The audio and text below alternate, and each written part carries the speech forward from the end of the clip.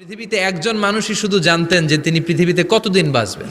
দীর্ঘ ৩ মাস পর মালয়েশিয়া থেকে দেশে ফিরেছেন বাংলাদেশের জনপ্রিয় ইসলামী আলোচক মাওলানা মিজানুর রহমান আজহারী।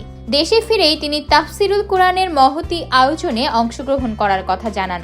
বৃহস্পতিবার তিনি নিজের ভেরিফাইড ফেসবুক পেজে এক বার্তায় দেশে পৌঁছানোর কথা জানিয়েছেন।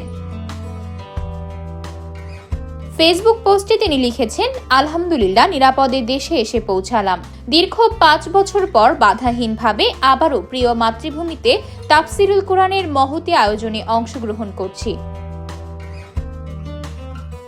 উদ্বোধনী প্রোগ্রাম হিসেবে আগামীকাল কক্সবাজারে পেকুয়ার বৃহত্তর সাবেক গুলদি তাফসির ময়দানে আলোচনা পেশ করব।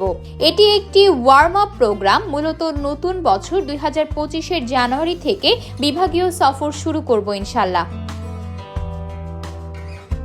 তিনি আরও লিখেন, প্রতিটি বিভাগেই একটি করে প্রোগ্রামে অংশগ্রহণ করার ইচ্ছা আছে। রাব্বি করিম নব উদ্যমে এই দাওয়াতি অভিযাত্রায় যুক্ত রাখুক।